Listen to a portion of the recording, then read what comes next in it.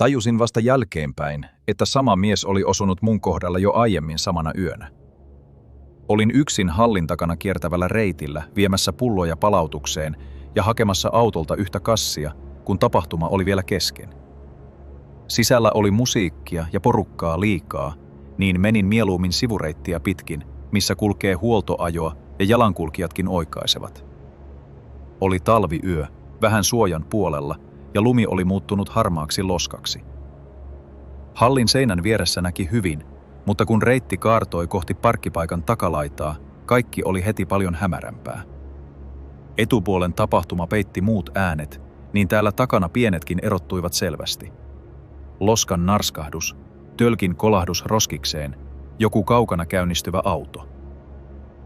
Ensimmäisen kerran näin sen miehen, kun olin menossa autolla. Se seisoi vähän liian keskellä kävelyreittiä, ei ihan tukkeena, mutta niin, että piti väistää. Se kysyi jotain tyyliin, missä täällä on taksit nykyään, ja mä vastasin nopeasti, että etupuolella varmaan, pääoven suunnassa. Sillä oli tumma takki ja joku vaalea pipo tai ehkä huppu, en ole siitä täysin varma. Muistan paremmin sen, että sillä oli paljaat sormet loskakelissä ja se piteli puhelinta niin kuin ei oikeasti käyttäisi sitä. Hain kassini autolta ja lähdin takaisin samaa kautta. Ja se oli taas siinä, vähän edempänä, siellä missä valoa oli vähemmän. Se sanoi heti, ai säkin vielä täällä.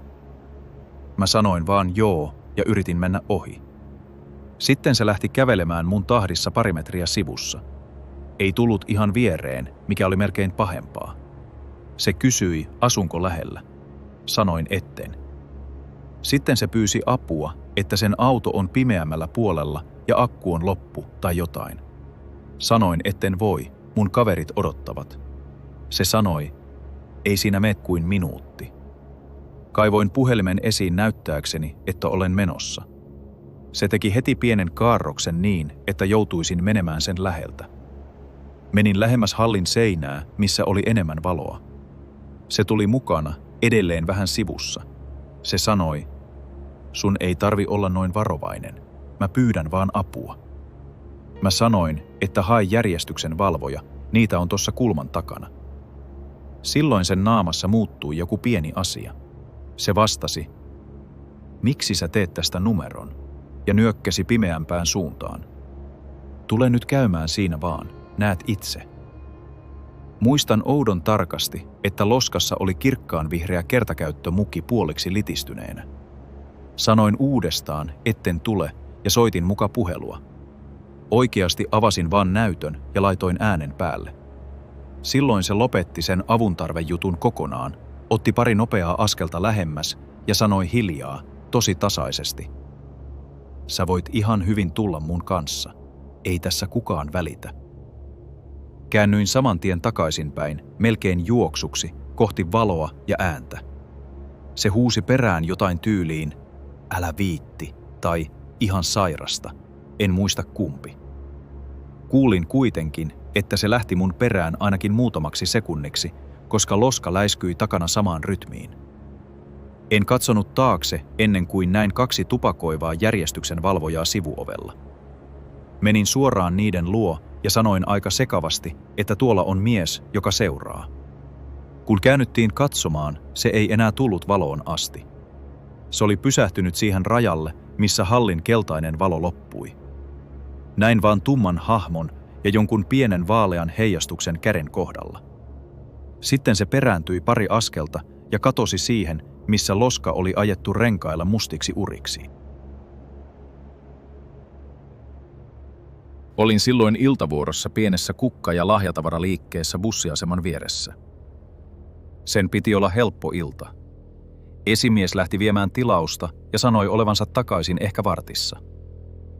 Olin ollut siellä jo yli vuoden, eikä arki-iltaisin syksyllä yleensä tapahtunut mitään. Järjestelin oransseja kanervia oven lähellä olevan tiskin vieressä ja kuuntelin jääkaapin hurinaa, kun kuulin ulkoa auton äänen. Tumma farmari seisoi pysäkin kohdalla käynnissä. Ajattelin ensin, että joku odottaa bussia tai hakee jonkun. Sitten se lähti. Parin minuutin päästä sama ääni tuli takaisin. En ole ihan varma, oliko se heti ensimmäisellä kerralla sama auto, mutta toisella kerralla olin jo melkein varma. Sama vähän rahiseva tyhjäkäynti. Auto hidasti taas siihen, jäi hetkeksi ja jatkoi. Katsoin kelloa kassalla. 19.24. Silloin ovi kävi. Sisään tuli mies, ehkä vähän alle 50, tummansininen takki, ei märkä, vaikka ulkona tihuutti. Hän pysähtyi heti tiskin eteen. Onko teillä vielä auki pitkään? Sanoin, että 7:30. Hän vastasi melkein päälle. Niin, olet siis yksin täällä siihen asti. Se tuntui heti väärältä, ei sanojen takia, vaan tavan. Hän kyseli kynttilöistä, ihan tavallisia kysymyksiä, mutta ei oikeastaan katsonut tuotteita, vaan minua. Sitten hän kysyi, asunko tässä lähellä. Sanoin, etten juttele omista asioistani töissä. Hän hymyili vähän ja sanoi, joo, totta kai. Ajattelin vaan, kun täällä hiljenee näin aikaisin. Ulkona oli märkää oranssia valoa ja melkein tyhjää. Huomasin vilkaisevani ovea koko ajan. Mies osti lopulta yhden pienen lämpökynttiläpussin, mutta jäi kuittia ottaessaan seisomaan liian lähelle ja sanoi, on täällä kyllä rauhallista. Ei kukaan huomaisi, jos tänne jäisi vähän juttelemaan. Sanoin vain, että minun pitää tehdä iltahommia. Hän lähti. Näin ikkunasta, että hän meni siihen samaan farmariin. Auto kävi taas hetken paikallaan ja ajoi pois. Sitten tuli ihan fyysinen paniikki. Kädet menivät kylmiksi. Lukitsin takahuoneen oven, siirsin puhelimen kassalle, tarkistin, ettei ovistoppari ollut tiellä ja yritin samalla sanoa itselleni, että ehkä tyyppi oli vain outo. Sitten ovi aukesi uudestaan. Hän tuli sisään rauhallisesti ja sanoi, ajattelin vielä yhtä korttia. Tällä kertaa hän ei edes kunnolla teeskennellyt katsovansa valikoimaa. Hän poimi yhden kortin, laski sen tiskille ja jäi taas hiljaiseksi.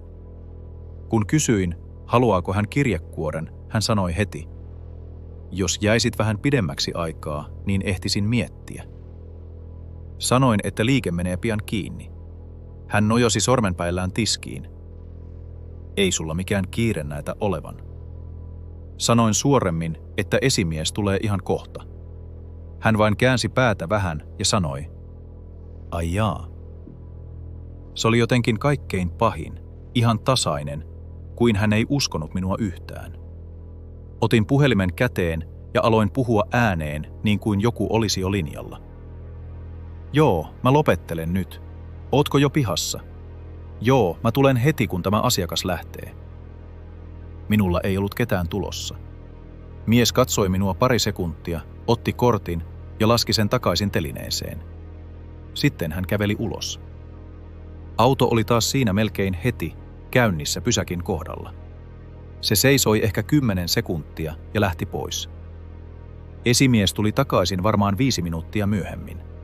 Sanoin vain, että yksi outo asiakas kävi kahdesti ja että lukitaan ovi nyt. Pitkän aikaa sen jälkeen huomasin etsiväni automaattisesti lähintä avointa paikkaa. Ja vieläkin joskus, jos kuulen auton jäävän tyhjäkäynnille liian pitkäksi aikaa liikkeen eteen, tulee mieleen se märkä syysilta ja se, miten farmarin koneääni palasi aina juuri sen verran tauon jälkeen, että ehti ensin ajatella keksineensä koko asian itse. Olin jo valmiiksi vähän kireällä sinä päivänä. Junassa oli tunkkaisen lämmin, silmälasit huurtuivat kun nousin sisään, ja ulkona loska ja kylmä tihku olivat kastelleet kengänkärjet jo asemalla.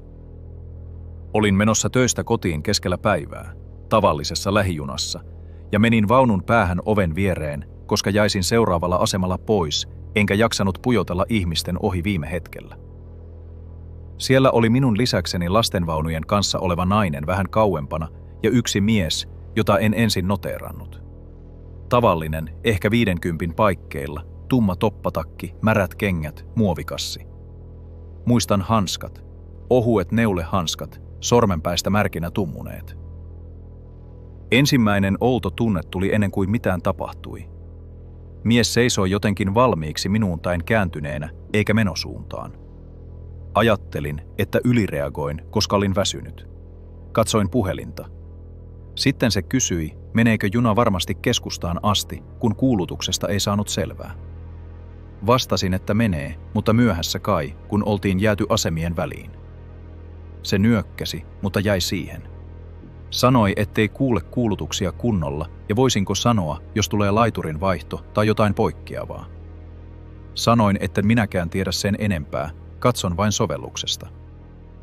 Ihan normaalia puhetta sinänsä, mutta siinä oli alusta asti sellainen sävy, ettei se kysynyt tietoa, vaan haki syytä jatkaa. Sitten se kysyi, osaanko avata päätyoven. Osoitti vaunojen välistä ovea ja sanoi, että toisella puolella on varmaan väljempi, kun täällä on näin ahdasta. Ei siinä ollut ahdasta. Sanoin, että kyllä se aukeaa painikkeesta, jos on tarve mennä, mutta en liikkunut. Silloin se astui lähemmäs ja sanoi tasaisella äänellä, että no avaathan sitten, kun minulla on kädet täynnä. Sillä oli vain muovikassi, josta joku pitkä leipä painoi muovia ulospäin. Siinä kohtaa ajattelin ihan selvästi, etten halua kääntää sille selkääni. Sanoin, että kyllä sinä saat sen itsekin auki, ja siirryin puoli askelta sivuun. Se katsoi hetken ilmeettömästi, hymähti loukkaantuneen oloisesti ja lähti pois. Helpotus kesti ehkä minuutin. Juna nytkähti liikkeelle, vilkaisin taakse, enkä nähnyt sitä enää. Olin jo melkein hävennyt omaa reaktiotani, kun sama mies ilmestyi viereeni toisesta suunnasta, yhdyskäytävän puolelta. En edes tajunnut heti, miten se oli kiertänyt. Se teki siitä paljon pahemman tuntuisen, koska aikaa oli mennyt sen verran, ettei se voinut olla sattumaa. Nyt se sanoi hiljempaa, että avaa ovi, että hän jää seuraavalla pois, eikä halua jäädä jumiin tähän päähän. Sanoin, että asemalla ovet aukeavat kyllä automaattisesti, eikä tästä tarvitse mennä mihinkään. Sitten se pyysi, että menisin vähän sivuun, mutta tuli samalla lähemmäs kuin oli tarpeen. Minä en väistynyt. Kun juna tuli asemalle, ovet eivät auenneet heti, koska tuli uusi kuulutus viiveestä. Mies teki silloin nopean liikkeen ja tarttui minun takin hihaan kyynärpään kohdalta. Sanoin aika kovalla äänellä, että älä koske. Samassa takaa käytävältä joku toinen mies sanoi jotain tyyliin, hei anna olla. Näin vain sinisen pipon ja heijastavan työmaatakin hihan. Se riitti. Ensimmäinen päästi irti heti. Ovet aukesivat ja minä menin ulos niin nopeasti, etten jäänyt katsomaan. Laituri oli märkä ja liukas. Melkein juoksin asemakahvilaan asti ja jäin oven viereen muka kaivelemaan laukkua. Vasta siellä tajusin, että kädet tärisivät. En nähnyt sitä miestä enää, enkä sitä toistakaan. Olen miettinyt jälkeenpäin eniten sitä, että jos sitä ääntä ei olisi tullut juuri silloin, olisinko jähmettynyt siihen vielä pariksi sekunniksi. Luultavasti. Myöhemmin kotona, kun ripustin takkia naulaan, kuulin eteisessä lyhyen rapinan, kuin muovikassi olisi osunut seinään. Menin katsomaan heti, eikä siellä ollut mitään. Se oli varmasti joku ihan muu ääni. Silti tarkistin oven lukon kahdesti. Sen jälkeen en ole enää jäänyt junassa vaunun päähän seisomaan. Menen mieluummin istumaan niin, että ympärillä on muitakin, tai seison keskellä vaunua. Se on hankalampaa, mutta en jaksa enää testata sitä tunnetta, jonka joskus huomaa liian myöhään. Olin muutama vuosi sitten syksyllä lomalla vuoristokaupungissa, sellaisessa paikassa, jossa iltapäivällä kaikki näyttää vielä rennolta, mutta heti kun hissit menevät kiinni ja päiväporukka katoaa, koko paikka muuttuu vähän oudoksi. En tuntenut aluetta vielä kunnolla, olin ollut siellä vasta pari päivää, eikä tiennyt mikä oli normaalia siihen aikaan ja mikä ei. Olin tullut gondolilla alas myöhään alkuillasta. Ei ollut vielä pimeää, mutta valo oli jo sinertävä ja märkä. Asemalla oli syksyn viimeisiä lätäköitä, joihin valomainokset heijastuivat sotkuisesti. Ihmisiä oli vielä, mutta ei enää jatkuvaa virtaa. Jotkut säätivät pyöriä auton takakonttiin, pari nuorta seisoi puhelimet kädessä ja yksi työntekijä keräsi metallisia aitoja kasaan. Se mies oli siinä jo ennen kuin varsinaisesti huomasin katsovani häntä. Ensin tuli sellainen tunne, että joku oli asettunut just siihen kohtaan, missä silmä väkisinkin käy. Hän seisoi aseman reunan ulkopuolella, ei ihan kulkuväylällä, mutta niin, että jos lähtisin hotellille päin, näkisin hänet uudestaan. Hänellä oli tummansininen takki ja vaaleat lenkkarit, oudon puhtaat siihen märkään keliin.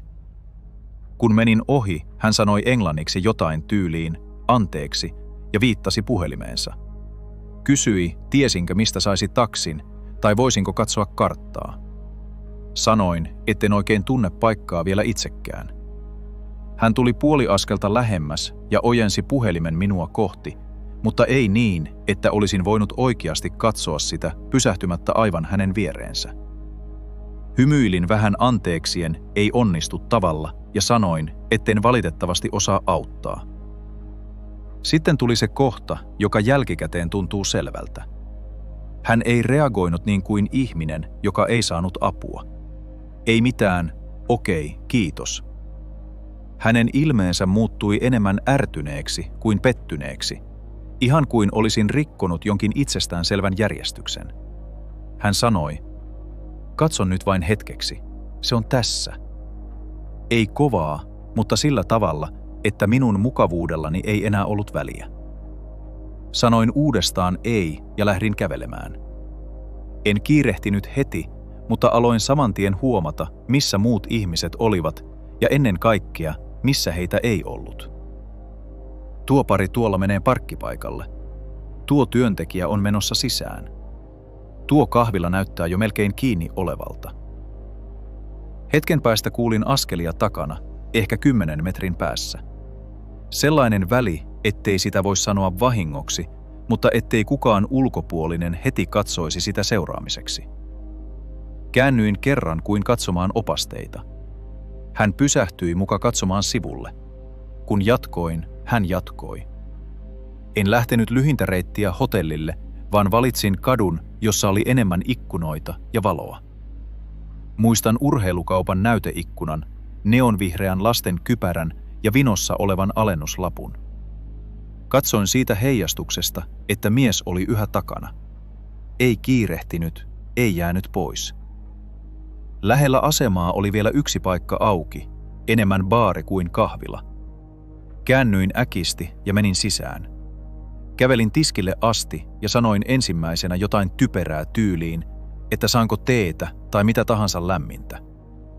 Vasta sitten vilkaisin ikkunan kautta. Hän oli pysähtynyt ulkopuolelle, ei tullut sisään. Se oli minusta pahin hetki. Hän vain seisoi vähän sivussa ovesta ja katsoi sisään, niin kuin arvioiden, muutaman sekunnin, mutta tarpeeksi, että ymmärsin hänen halunneen pääsyn johonkin tilanteeseen, ei apua. Jäin sinne varmaan puoleksi tunniksi. Kun ympärillä oli muita ihmisiä ja ääntä, hartiat laskivat vasta silloin. Muistan sen helpotuksen ihan fyysisenä, melkein nolona. Sen jälkeen en enää koko loppumatkalla hotellille kävellyt oikoreittejä tai hiljaisia katuja pitkin. Menin aina sinne, missä oli valoa ja muita ihmisiä, enkä oikeastaan lopettanut sitä tapaa koko matkan aikana. Tämä tapahtui viime talvena marketin parkkipaikalla, siinä sivummalla olevassa osassa, johon jätän auton melkein aina. Oli ilta, vähän yli 7, ja satoi hienoa pakkaslunta, joka näkyi valokeilassa. Olin tavallisella kauppareissulla ja etsin puhelinta käsilaukusta. Ärsyynnyin, kun se oli luisunut sivutaskun ja vuorin väliin. Toisessa kädessä oli kassi, maitotelkki kyljellään ja purjo törrötti ulos. Kun sain puhelimen käteen, joku mies sanoi takaviistosta asiallisesti. Anteeksi, oletko lähdössä tuolla hopeisella Toyotalla? Käännyin ja sanoin, että joo. Hän oli ehkä 50, tavallinen tummansininen toppatakki, ei humalaisen tai sekavan oloinen. Hän piti avainnippua kädessään ja sanoi, että parkkipaikalla kiertää joku, joka kokeilee auton ovia, ja vartija oli pyytänyt katsomaan, että ihmiset menevät suoraan autoilleen. Hän sanoi sen niin kuin olisin ottanut sen heti totena. Ei esitellyt itseään, ei näyttänyt mitään. Kannattaa avata vasta ihan vieressä, näin neuvottiin. Sanoin, että okei, kiitos, ja lähdin kävelemään. Auto oli kauempana rivin päässä, lähellä lumikasaa. Pääovien valo jäi selän taakse nopeasti, ja siellä sivummalla korkeiden autojen välistä näkyvyys katkeaa koko ajan. Huomasin melkein heti, että mies käveli samaan suuntaan. Sitten hän oli taas vieressäni ja kysyi, missä kohtaa se olikaan. Sanoin vain, että tuolla edempänä. Hän nyökkäsi heti. Hyvä. Älä jää siihen penkumaan kassia, mene suoraan sisään ja laita ovet lukkoon. Siinä kohtaa rupesin oikeasti kuuntelemaan, mitä hän sanoi. Hän ohjasi koko ajan pienillä lauseilla, mitä minun pitäisi tehdä. Ei kysynyt, tarvitsenko apua, ei sanonut soittavansa vartijaa. Kun sanoin, että kyllä minä pärjään, hän katsoi vähän pitkään ja sanoi, no ei tässä sinänsä mitään, mutta ihmiset tekevät tästä usein vaikeaa, vaikka koitetaan auttaa. Hän tuli taas lähemmäs ja sanoi, että jos haluan, hän voi katsoa, että menen turvallisesti autoon asti. Sanoin, ettei tarvitse. Sitten hän kysyi, missä taskussa minulla on avaimet. En enää vastannut. Otin puhelimen näkyvästi toiseen käteen. Oma auto näkyi jo, mutta sen takana seisoi toinen auto niin, että kuskin puolelle jäi kapea tila. Ajatus siitä, että joutuisin pysähtymään siihen ja kaivamaan avaimia selkä häneen päin, alkoi ahdistaa. Hidastin auton kohdalla ja kävelin sen ohi. Hän pysähtyi ja sanoi heti eri äänellä, paljon suoremmin, ai etkö sä ollutkaan tuolla? Sanoin, että olin, mutta hain jotain puhelimesta. Se oli typerä vastaus. Hän otti pari nopeaa askelta perään ja sanoi hiljempaa. Jos se on sun auto, niin mene nyt vaan. Ei tätä tarvitse tehdä oudoksi. Silloin minulle tuli ensimmäistä kertaa ihan selvä tunne, että jos pysähdyn, tämä menee johonkin suuntaan, mistä en tykkää. En juossut, mutta en enää esittänyt kohteliasta. Kävelin suoraan seuraavan rivin läpi kohti pääovien valoja. Lumi narskui tosi kovaa ja kassi hakkasi polvea vasten. Kuulin hänen tulevan vielä hetken perässä, sitten en. Menin takaisin sisälle ja seisoin hetken tuulikaapissa. Yksi kassatyöntekijä kysyi, tarvitsenko apua, ja sanoin vain, että odotan hetken. En tehnyt ilmoitusta, en silloin ollut edes varma, mitä olisin sanonut. Lopulta pyysin järjestyksen valvojaa katsomaan ulos ja menimme yhdessä. Miestä ei näkynyt missään. Auto oli siinä, missä piti. Ajoin kotiin eri reittiä kuin yleensä ja tarkistin peilistä monta kertaa, seuraako joku. Sen jälkeen vaihdoin paikkaa lähemmäs ovea muutamaksi viikoksi. En vieläkään oikein tiedä, mitä hän tarkalleen yritti. Mutta se tapa, jolla hän puhui, kuin minulla ei olisi muuta vaihtoehtoa kuin totella, ja se, miten hänen äänensä muuttui heti, kun en enää tehnyt niin kuin hän odotti, on se, mikä on jäänyt minuun. Anteeksi, menisitkö tästä sivukäytävää pitkin? Pääovi on hetkeksi pois käytöstä. Se oli ensimmäinen asia, jonka se mies sanoi mulle sinä iltana. Olin urheilukeskuksessa hakemassa poikaa treeneistä, vähän myöhässä ja valmiiksi kireänä. Kevät oli puoliksi alkanut, vettä tihutti ja ulkoa tulevat kengänjäljet jäivät käytävän lattiaan tummiksi. Hallissa ei ollut paljon porukkaa, muutama vanhempi, joku nuori hupparissa automaatilla ja kauempaa kuului salibändipallon ontto-kolahdus. Se mies seisoi käytävän puolivälissä, siinä missä käytävä haarautui pukuhuoneille ja takaovelle. Sillä oli tumma takki, ei mitään selvää vartijan asua, mutta rinnassa roikkui muovinen kortti.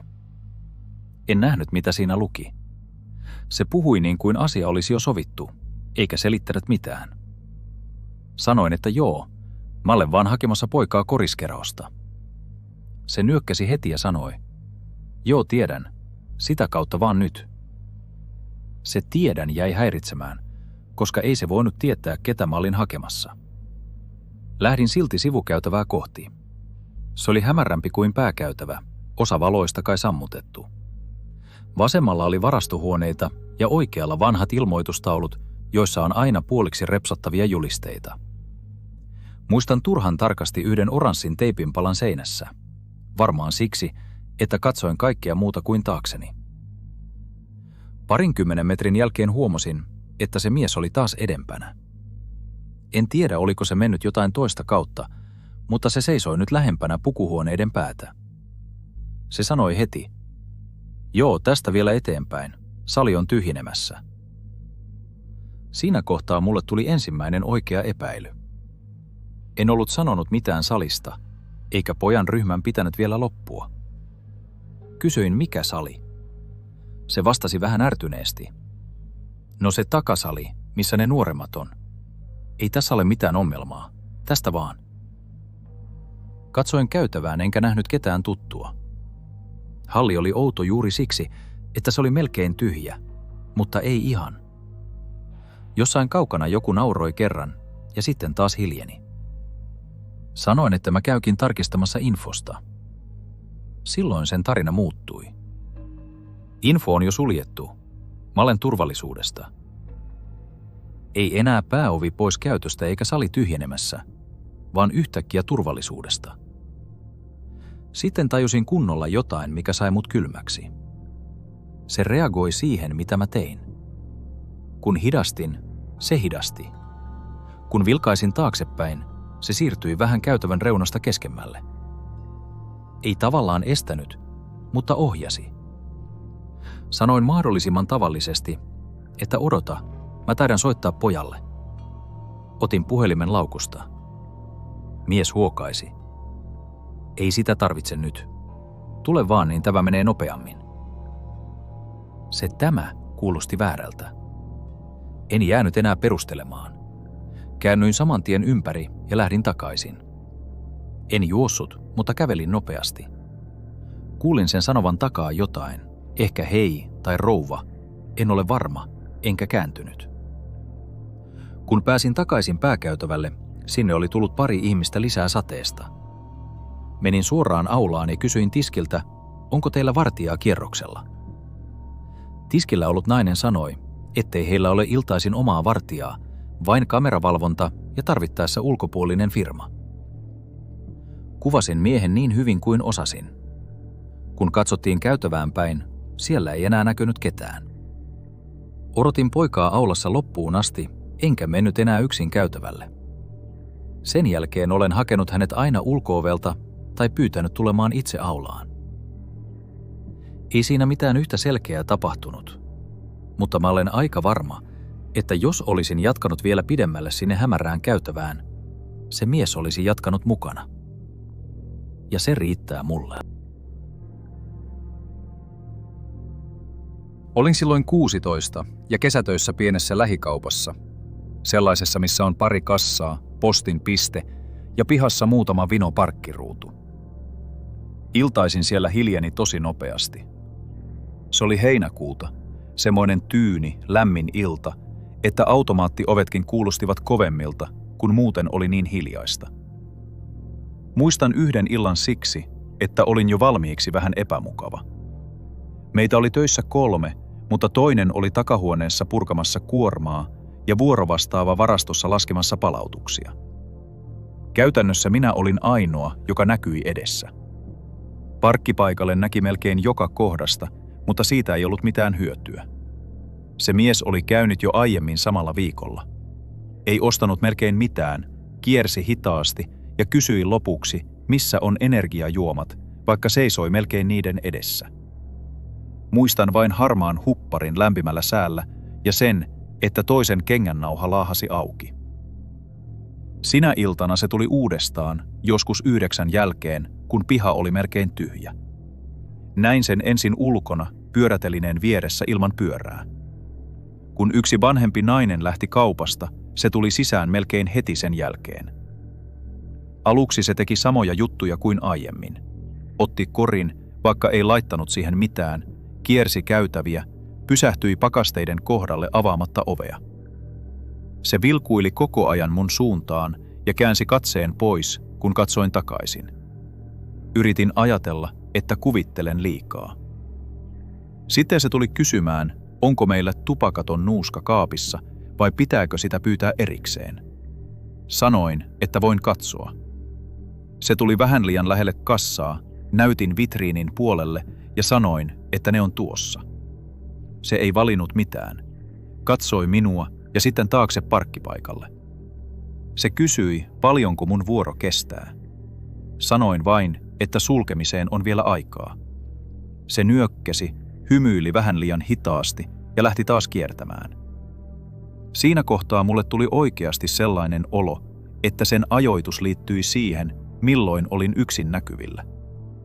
Heti kun joku asiakas tuli sisään, se siirtyi kauemmas. Kun asiakas lähti, mies tuli taas lähemmäs kassalinjaa. Yritin soittaa sisäpuhelimella varastoon ja sanoin mahdollisimman normaalisti, että voitko tulla hetkeksi eteen, täällä on vähän säätöä. Kukaan ei vastannut heti. Sitten mies tuli uudestaan ja kysyi, voinko näyttää, missä vessat on. Meidän asiakasvessa oli käytävän päässä henkilökunnan oven lähellä. Sanoin, että tuonne suoraan ja vasemmalle. Oven vieressä lukee WC. Se ei lähtenytkään sinne, vaan nojasi vähän kassatiskin kulmaan ja sanoi, voitko tulla avaamaan, jos se on lukossa? Silloin sanoin suoraan, etten voi jättää kassaa, ja jos tarvitsette apua, haen toisen työntekijän. Sen ilme muuttui vähän, ei vihaiseksi, mutta jotenkin tyhjemmäksi. Se otti askeleen sivuun melkein siihen kassan aukon kohdalle, mistä me kuljettiin tiskin taakse. Sellainen testaus. Mä peruutin askeleen, painoin hälytysnappia ja sanoin kovemmalla äänellä kuin olin tarkoittanut. Nyt poistutte siitä. Se katsoi hetken mua, sitten mun taakse, naurahti tosi hiljaa, nosti tyhjän korin lattialta ja jätti sen siihen. Se lähti ulos ihan normaalisti. Automaattiovet aukesivat, ilta näkyi vaaleana niiden läpi ja se käveli parkkipaikan poikki, niin kuin sillä olisi ollut joku ihan tavallinen asia hoidettavana. Vuorovastaava tuli eteen ehkä puoli minuuttia myöhemmin. Mä sanoin vain, että yksi mies käyttäytyi oudosti ja meni just ulos. Sen jälkeen sovittiin, ettei mua jätetä enää yksin eteen iltavuorossa. Pari päivää myöhemmin näin saman harmaan hupparin taas parkkipaikalla, paljon kauempana. En ole satavarma, oliko se sama mies. Silti menin suoraan takahuoneeseen. Edelleenkin joskus, jos iltaisin käyn siinä kaupassa, huomaan vilkaisevani automaattiovien läpi pihalle ennen kuin menen kassalle.